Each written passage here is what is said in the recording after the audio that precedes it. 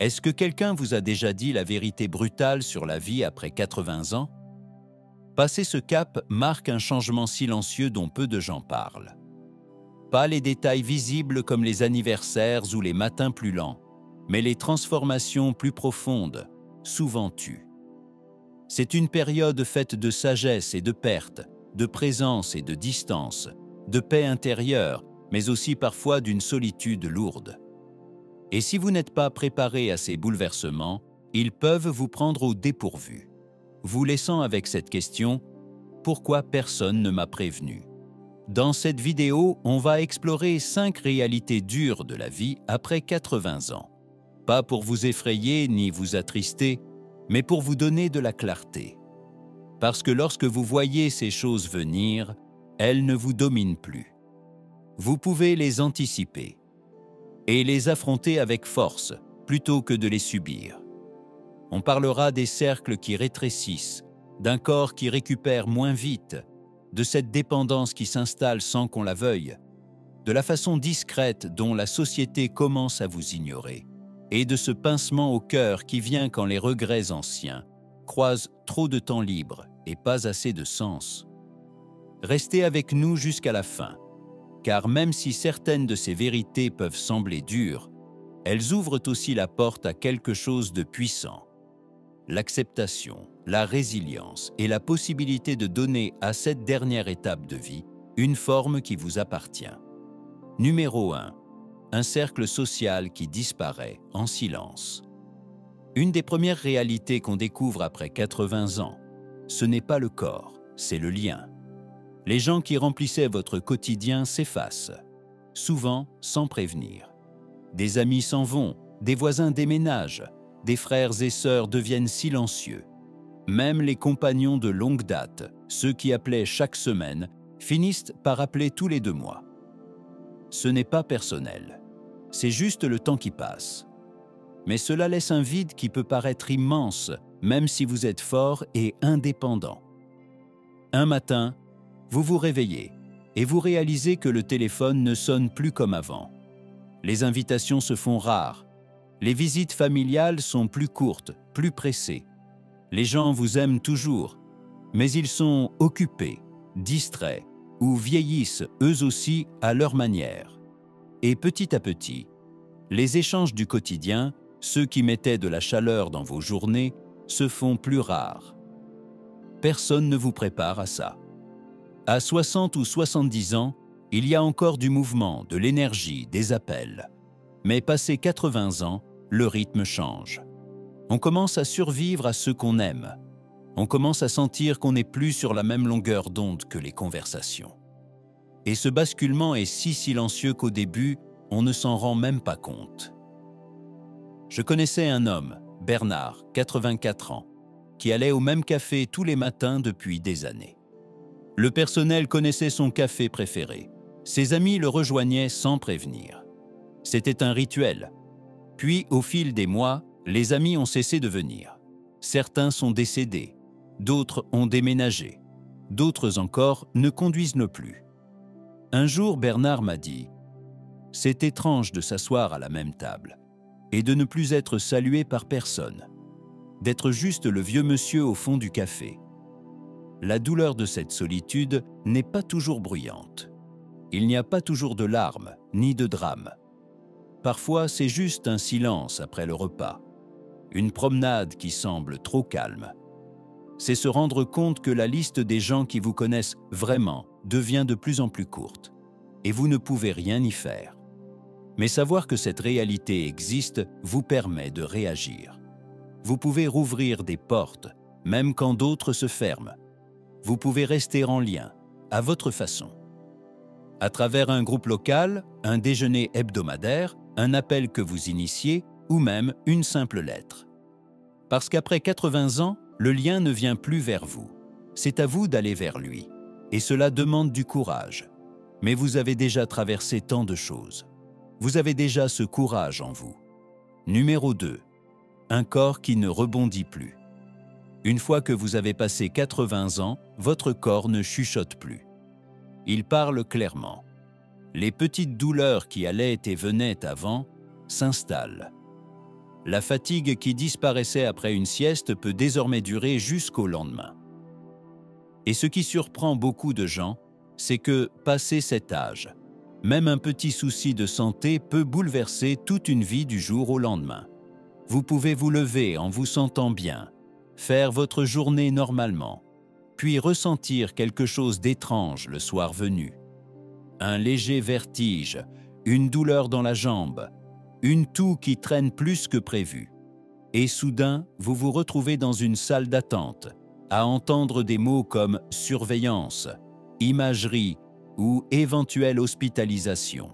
Ce qui autrefois se calmait avec un peu de repos demande désormais de l'attention.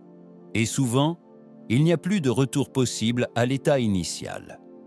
Ce qui rend cette étape si difficile, ce n'est pas seulement la douleur physique, c'est son imprévisibilité. Vous pouvez faire tout comme il faut. Manger sainement, bouger doucement, bien dormir. Et malgré tout, avoir l'impression que votre corps vous devance en prenant des décisions à votre place. Une mauvaise marche dans l'escalier peut vous clouer au lit pendant des semaines. Une simple grippe peut vous épuiser pendant des jours. Et même une fois remis, tout ne revient pas forcément comme avant. Votre équilibre peut rester fragile.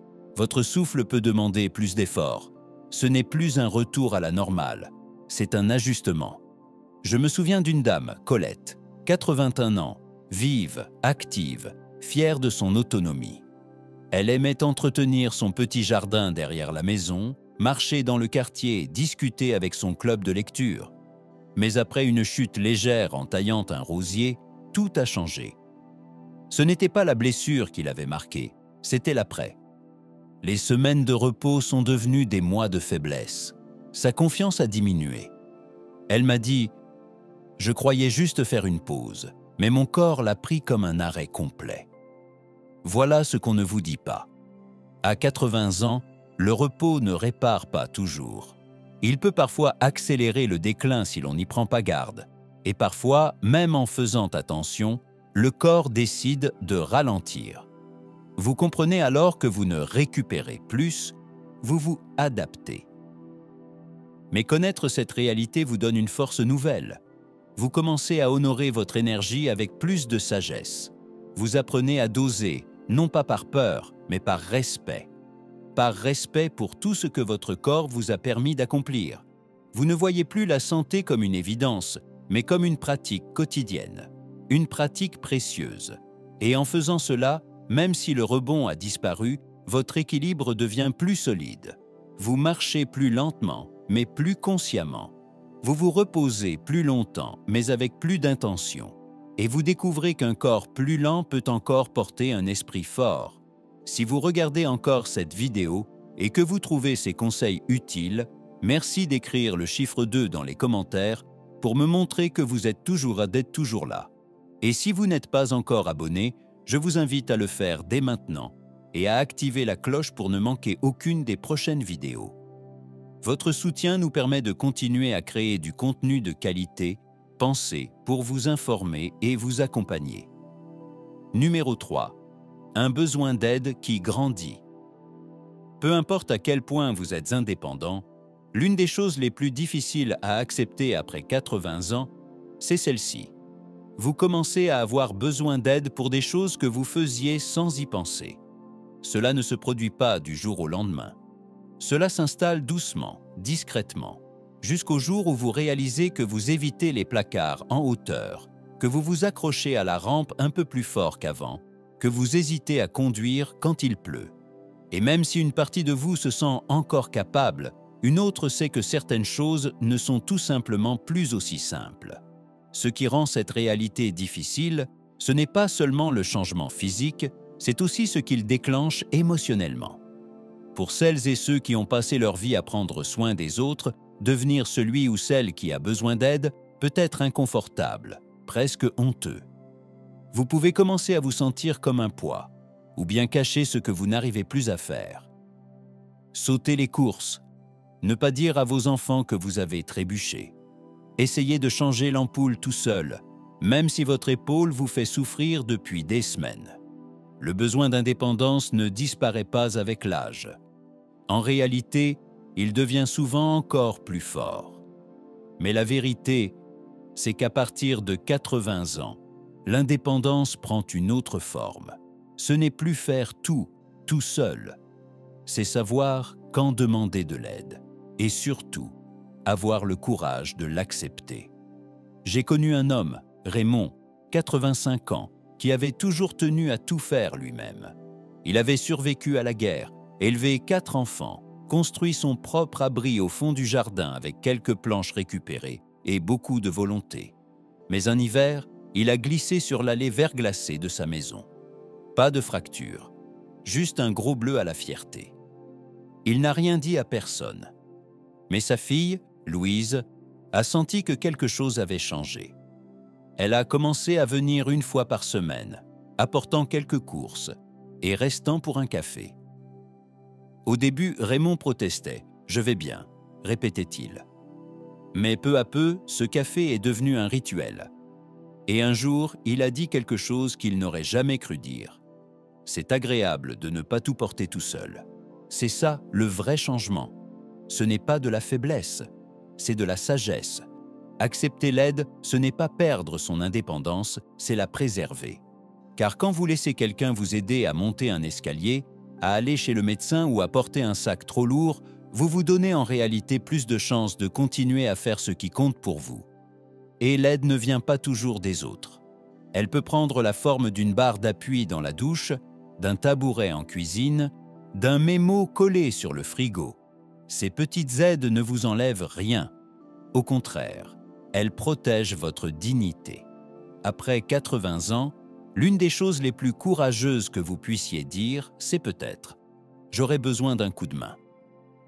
Parce qu'en vieillissant, votre force ne réside plus dans ce que vous portez seul, mais dans votre capacité à choisir la sécurité plutôt que la fierté, la paix plutôt que l'effort constant, et le lien plutôt que la solitude. Numéro 4.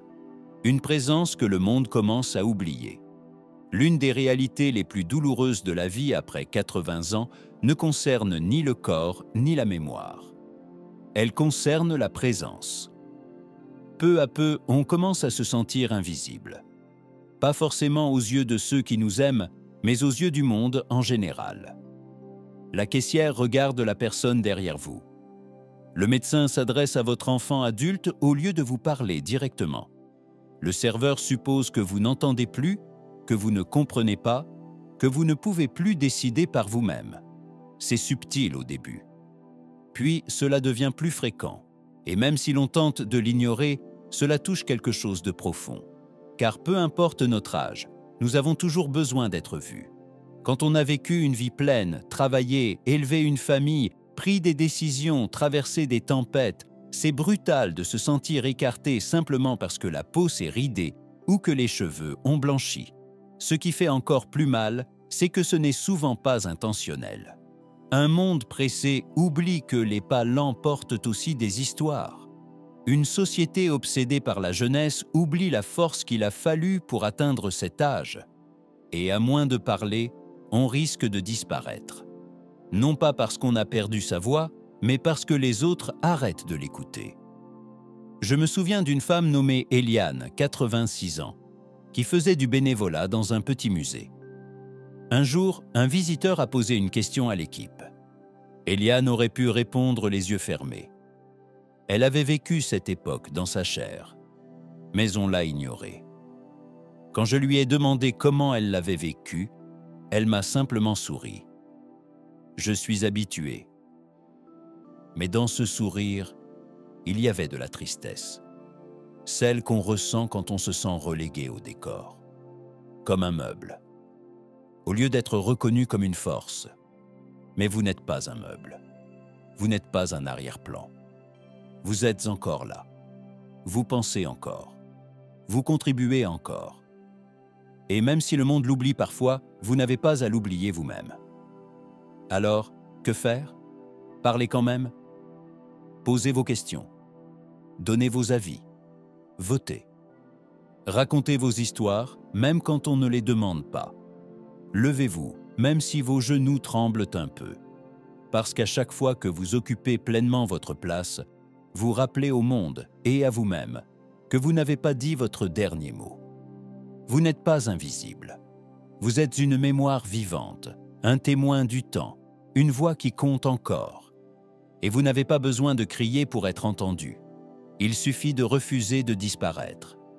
Si vous regardez encore cette vidéo et que vous trouvez ces conseils utiles, merci d'écrire le chiffre 4 dans les commentaires pour me montrer que vous êtes toujours là. Et si vous n'êtes pas encore abonné, je vous invite à le faire dès maintenant et à activer la cloche pour ne manquer aucune des prochaines vidéos. Votre soutien nous permet de continuer à créer du contenu de qualité, pensé pour vous informer et vous accompagner. Numéro 5. Un sentiment de regret si le sens de la vie n'est pas redéfini.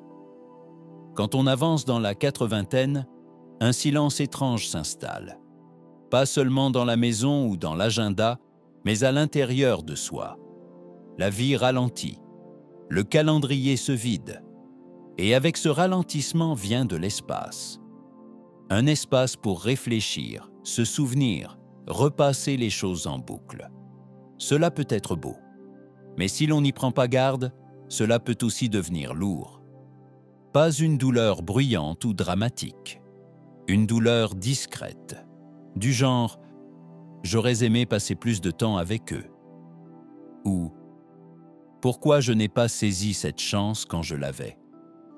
Ce genre de regret qui s'installe quand on a encore du temps, mais plus toujours l'énergie ni la liberté pour faire ce qu'on a trop longtemps repoussé. Ce n'est pas un sujet dont on parle souvent. On parle des joies de vieillir, de la liberté de la retraite, des petits-enfants. Et tout cela est vrai. Mais il y a aussi cette question silencieuse qui revient souvent sans qu'on ose la dire à voix haute. Et maintenant, quand on a passé sa vie à travailler, à donner, à courir, à élever, à s'occuper, et que tout cela s'arrête, on peut avoir l'impression que le sens de la vie s'arrête avec. Je pense à un homme que j'ai connu, Marcel, 88 ans. Il avait été enseignant pendant plus de 40 ans. Après sa retraite, il se sentait fier, mais aussi étrangement vide. « Plus personne n'a besoin de moi », m'a-t-il dit un jour. Mais ce n'était pas vrai. Il n'avait tout simplement pas encore trouvé une nouvelle façon d'être utile. Parce que le sens de la vie ne prend pas sa retraite. Il change de forme.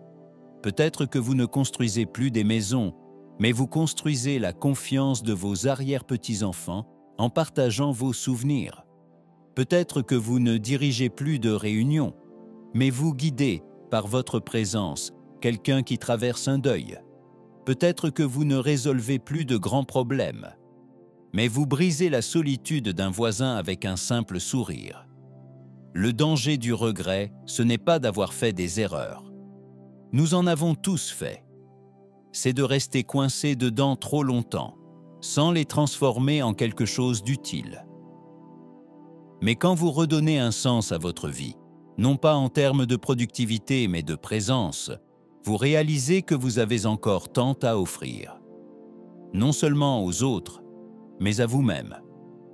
Car le travail le plus important que vous ferez après 80 ans ne sera peut-être ni pour la gloire ni pour la postérité. Il pourrait être tout simplement ceci. Se réveiller avec de la douceur dans le cœur, de la curiosité dans le regard et assez de courage pour se demander « Comment puis-je apporter un peu de lumière aujourd'hui ?» Ce n'est pas du regret, c'est une forme de rédemption. Et il n'est jamais trop tard pour la trouver. Réflexion finale. Atteindre 80 ans, ce n'est pas rien. C'est une étape bâtie sur des décennies d'amour, de pertes, d'efforts, de changements, de résilience. Mais avec cette force viennent aussi de nouveaux défis, certains subtils, d'autres plus difficiles à ignorer. Affronter ces réalités ne vous rend pas faible. Cela vous rend honnête. Cela veut dire que vous avez vécu assez longtemps pour voir la vie telle qu'elle est vraiment. Imprévisible, parfois injuste, mais toujours profondément digne d'être vécue. Alors, parmi ces 5 réalités, laquelle vous a le plus touché? Le silence qui s'installe quand votre cercle social rétrécit? La frustration d'un corps qui ne récupère plus aussi vite? L'inconfort d'avoir besoin d'aide après une vie à en donner? ce sentiment d'être invisible dans un monde trop pressé? Ou ce vide intérieur quand le sens de la vie devient flou? Quelle qu'elle soit, j'espère que vous vous êtes senti concerné, vu, compris. Parce que vous n'êtes pas seul. Ni dans le ralentissement, ni dans les oublis, ni dans les questions qui vous empêchent de dormir, ni dans les instants où vous vous demandez « Et maintenant ?» Et voici la bonne nouvelle. Même maintenant, même à ce stade, vous avez encore le choix. Vous pouvez choisir la connexion, le repos, demander de l'aide, élever la voix quand on vous ignore, parler plus doucement quand quelqu'un a besoin de votre bienveillance. Vous pouvez choisir de vous pardonner pour ce qui n'a pas eu lieu et vous honorer pour tout ce que vous avez traversé. Ce chapitre de votre vie, ce n'est pas la fin. C'est le cœur du récit. Celui où chaque mot compte, où les petits gestes valent plus que les grands, où votre présence, votre patience et votre regard sur le monde deviennent votre véritable force. Merci d'avoir été avec nous aujourd'hui.